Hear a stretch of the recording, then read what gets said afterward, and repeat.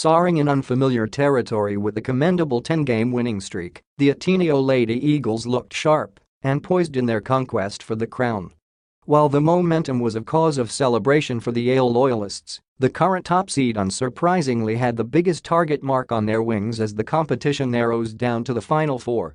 The Lady Eagles' relatively most modern approach and style of play has undeniably triggered an arms race in the UAAP.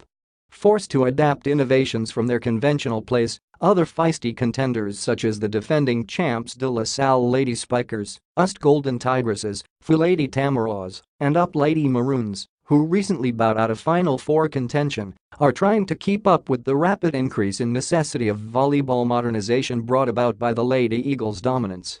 And just like in an arms race, some are bound to catch up with the trailblazer, and that is what the defending champs just did against their longtime rivals.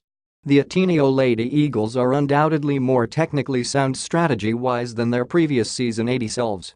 With dominant middles and opposites, dedicated passers, and setters not reliant at all on combination plays, the Lady Eagles improved by leaps and bounds in steering their own program and perhaps the league into finally playing a new age of modern Philippine volleyball. While much can still be improved in individual fundamentals and biomechanics, the mere fact that there is a modern strategy adapted by the team as a whole has been effective in overcoming their tough adversaries. As discussed in the previous article, the Lady Eagles are ahead of the pack due to the adaptation of a modern style of play, and their contenders are pressed to innovate themselves should they wish to challenge the current top seed. And that is what the defending champions, the De La Salle Lady Spikers, just did. Target locked. Despite some concerning hurdles experienced during the mid-season, the Lady Spikers have shown resilience expected of a defending champion. While doubts on their capabilities in defending the crown were set in place due to back-to-back losses and falling specialty stats like serve and block, the Lady Spikers held their ground and climbed their way back up the stats. Prior to their encounter with their rivals, the Lady Spikers were on a good momentum, reclaiming the top spot in the service department, while ranking as the second-best blocking team and a respectable fourth-best in setting, which are crucial stats to challenge the Lady Eagles. Throughout the league, the only team that undoubtedly challenged the Lady Eagles passing were the Lady Spikers from their opening weekend encounter.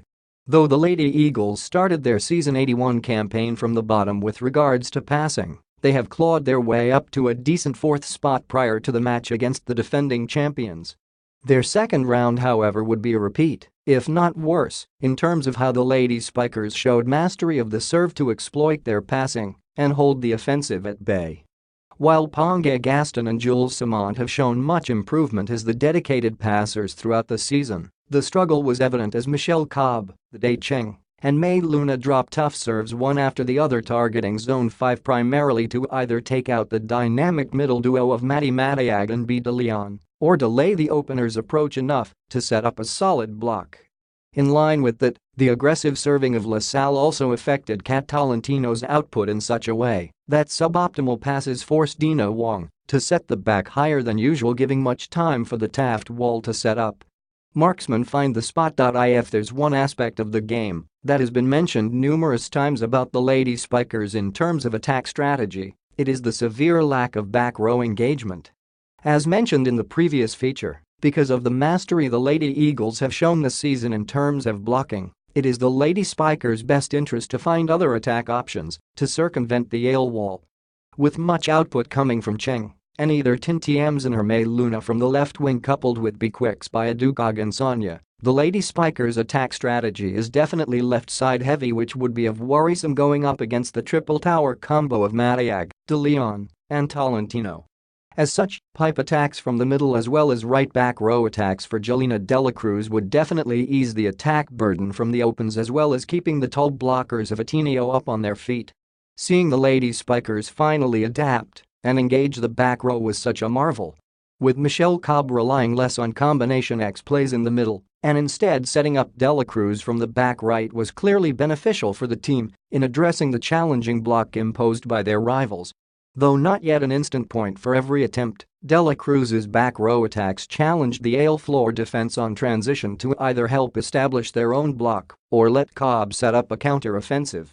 In line with that, it was highly notable how even Cheng and Luna were also highly engaged, and even successful from the pipe attack despite being a last resort setup on a broken play. With long, high hits from the defending champs, the top blocking team was astoundingly held off with no block points at all, leaving the floor to struggle with the digs, especially with attacks targeted towards the end and sidelines. Vanguard's charged. Perhaps the cherry on top in the defending champions' rout of their rivals is the commendable performance of the two middles Agansanya and De Clemente. Though not as heavily favored stats-wise than their blue counterparts in the middle position, Clemente and Agansanya outstaged their rivals in terms of overall output throughout the match.